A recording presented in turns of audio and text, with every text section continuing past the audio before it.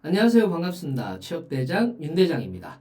오늘은 코리일 자소서 항목을 들고 왔습니다. 코리일은 이번에 공개 경쟁 채용, 자격증 제한 경쟁 채용, 그리고 보훈 제한 경쟁, 그리고 장애인 제한 경쟁, 거주지 제한 경쟁으로 총 2,243명을 채용하고 있습니다.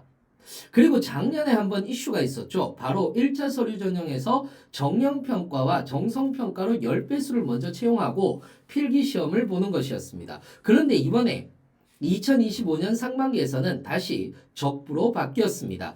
자격증 우대사항은 필기시험에 가점으로 들어가게 돼서 필기가 매우 중요하게 되었다는 점이 또 하나의 포인트가 되는 거죠. 그러면 우리는 자소서를 빨리 쓰고 필기 준비를 해야 되겠죠? 그러면 코레일 자소서 항목 분석 들어가도록 하겠습니다. 자소서 항목 분석하기 전에 좋아요와 구독 부탁드립니다. 그럼 코레일 자소서 항목 분석 들어가겠습니다. 자, 일단 우리가 1번부터 4번까지의 항목을 한번 전체적으로 볼 필요가 있습니다. 뭐냐 하면 2024년 하반기와 모든 항목이 다 달라졌어요. 그리고 달라진 점이 두 가지가 있는데 첫 번째 달라진 점은 2024년도에는 500자 이상 700자 이하였습니다. 그래서 대부분이 600자 중반 정도를 많이 쓰셨지만 이제는 700자 이상이기 때문에 이 부분도 반드시 확인해서 자소서를 쓰셔야 됩니다. 두 번째 달라진 점은 모든 항목이 바뀌긴 했습니다만은 1번에서 상본 항목까지는 모두 다 경험과 관련된 내용이고요. 4번 같은 경우가 되게 특이합니다. 아마도 여러분들이 처음 본 항목이라고 얘기를 해도 과언이 아닐 건데 이게 뭐냐? 직무와 관련된 내용으로 직무수행 계획서를 약식으로 작성하는 내용입니다. 자, 그럼 우리 1번부터 살펴보도록 하겠습니다. 일단 학교 대내외 활동 업무 등에서 새로운 사람들과 협력하여 목표를 성공적으로 달성했던 경험을 작성해 달라라고 얘기를 합니다. 특히 관계를 형성하고 유지하기 위해 어떠한 노력을 기울였는지 설명해 달라라고 얘기를 하는 거죠. 이때 가장 중요한 것은 목표가 있어야 되는 거죠. 공동체의 목표가 있어야 되는 거고요. 목표를 달성하기 위한 방법에 대해서 이야기를 하고 여러분들의 경험을 이야기를 해야 되는 건데 이때 대부분 어떻게 해야 되겠습니까? 여러분들의 어떤 역할을 분담했다라거나 정기적인 회의를 했다라거나 또는 협업 도구를 활용해서 우리는 공동체의 목표를 달성하기 위해서 이런 노력을 했고 결과도 좋았다라고 이렇게 얘기를 해주면 돼요. 그런데 중요한 건 뭐냐면 협업에서 관계를 유지한다라는 게 매우 중요한 부분인 거잖아요. 그래서 이게 반드시 들어가야 됩니다. 관계를 유지하기 위해 노력하는 방법에 대해서 반드시 작성해 주어야 되는 거죠. 그래서 정기적인 피드백 및 소통을 유지했다라는 얘기들도 할 수 있는 거고요. 공동의 목표 유지 및 협력을 지속했다라는 얘기들도 됩니다. 상호 존중과 감사 표현도 되는 거예요. 그래서 협력이 끝난 뒤에도 감사 인사를 전하며 관계를 지속했다라는 얘기들도 할 수가 있는 거죠. 여러분들이 좀 알고 있어야 되는 부분 중에 하나는 코레일은 협업이 매우 중요한 조직입니다. 그렇기 때문에 다양한 직군과 원활한 소통을 통해서 문제를 해결한 경험을 이야기를 하는 것이 좋고요. 그리고 어떤 내용들을 여기 1번에서 관계를 형성하고 유지하기 위해 노력한 것이 포인트입니다. 단기 협업 후에도 네트워크를 유지해서 긍정적인 관계를 지속했다라거나 또는 단순한 팀워크 경험이 아니라 새로운 사람과의 협력에 초점을 맞추어서 노력했다라거나 이런 것들이 있어야 되는 거고요. 여러분들한테는 추상적인 설명보다는 오히려 언제 어떤 상황에서 어떤 노력을 했고 결과가 어떠했는지를 작성해 주는 것이 훨씬 더 중요하다라고 이렇게 보시면 될 것 같습니다. 그 다음에 2번 문제입니다. 동료나 주변 사람이 예상하지 못했던 문제를 창의적으로 접근하거나 새로운 방식을 시도했던 경험.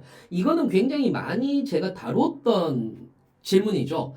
기존의 방식이 아닌 창의적인 접근을 통해서 문제를 해결한 경험을 묻고 있는데 단순히 문제를 해결한 사례가 아니라 기존의 방식이 왜 효과적이지 못했는지 어떤 식으로 여러분들이 문제를 해결해 나갔는지를 얘기를 해 주어야 되는 거예요. 그래서 기존에 예상치 못했던 문제가 등장해야 하는 겁니다. 예를 들어서 예상치 못했던 문제라고 얘기를 한다면 이런 경우들이 있겠죠. 의견 충돌 및 협업 문제나 자원 및 시간에 대한 부족 문제 또는 기존 방식의 비효율성이라고 얘기를 하는 부분이 있을 겁니다. 문제를 해결하기 위한 새로운 방법을 여러분들이 제시해서 문제를 해결한 사례를 제시해 주는데 뭐가 있겠습니까? 당연하게도 자원 및 시간 부족을 해결했다. 외부 협업을 통하거나 자원을 재배치하거나 우선순위를 조정했다라거나 또는 업무를 자동화했다라거나 이런 얘기들을 해주는 거예요. 또는 협업 문제를 해결한 경우들도 되는데 의견 조율을 위한 토론을 진행했다라거나 짧은 단위로 작업을 반복해서 피드백을 반영해서 유연하게 진행했다라는 이런 내용들로 여러분들이 적어주셔도 될 것 같습니다. 자, 그런데 이게 2번 문제가 3번 문제하고 여러분들이 겹친다라고 생각할 수도 있어요. 왜냐하면 여기에서 변화와 혁신이라고 얘기를 하는 부분이거든요. 기존의 방식의 한계를 강조하는 것이 아니라 변화와 혁신을 어떻게 주도했거나 이게 핵심이에요. 변화와 혁신, 기존에 있는 방식이 아니라 여러분들이 어떤 식으로 했는지에 초점을 맞춰야 되는 거죠. 즉 변화와 혁신의 과정 속에서 새로운 접근을 했는지 어떻게 실행했는지 그리고 중요한 거 본인이 맡았던 역할 나의 역할이 무엇인지를 구체적으로 얘기를 해줘야 되는 거예요. 이게 굉장히 중요한 겁니다. 그래서 변화와 혁신을 주도했거나 아니면 지원한 사례 유형을 제시할 수 있어야 하는 거죠. 새로운 시스템 절차를 도입하거나 아니면 조직 문화 내 팀워크를 개선했다. 업무 혁신 및 최적화를 했다. 다시 얘기하자면 우리가 기존에 없던 시스템을 도입했다라거나 혹은 조직 문화에 대한 변화 그래서 조직 내 소통 방법을 개선했거나 팀원 간 협업을 강화하는 프로젝트 즉 팀 내 피드백 문화를 정착시키기 위한 주간 피드백 회의를 도입했다라거나 우리가 효율적인 방법을 찾기 위해서 반대하는 부분을 설득했다가 아니라 우리가 가는 방향에 대한 문제점을 발견하고 해결하는 팀을 따로 만들어서 이 사람들을 설득시켜 나가는 과정에서 좀 더 나은 방향을 찾았다라는 이 얘기를 써도 돼요. 그래서 이거를 구성하면은 우리가 어떤 변화의 필요성이라든지 여기에서 내가 맡았던 역할 팀 조직이 더 발전하기 위해서 새로운 변화가 필요했다. 너무나 계속해서 같은 내용이 반복됐기 때문에 변화의 필요성이 있어야 했다. 변화의 과정에서 내가 아이디어를 도출했고 실행 계획을 만들었다. 그리고 실행 과정은 이러이러했습니다. 그리고 여기에 대해서 여러분들이 조직에 미친 긍정적인 영향까지 이야기를 해주시면은 훨씬 더 좋을 것 같아요. 이렇게 여러분들이 보시면 될 것 같고요. 자, 4번. 한국철도공사에서 첫 직무를 통해서 배우고 싶은 구체적인 내용이죠. 이거 뭐를 여러분들이 보셔야 됩니까? 직무 수행 내용을 보셔야 돼요. 어디에? 직무기술서에 있는 것을 여러분들이 보셔야 돼요. 반드시 보셔야 됩니다.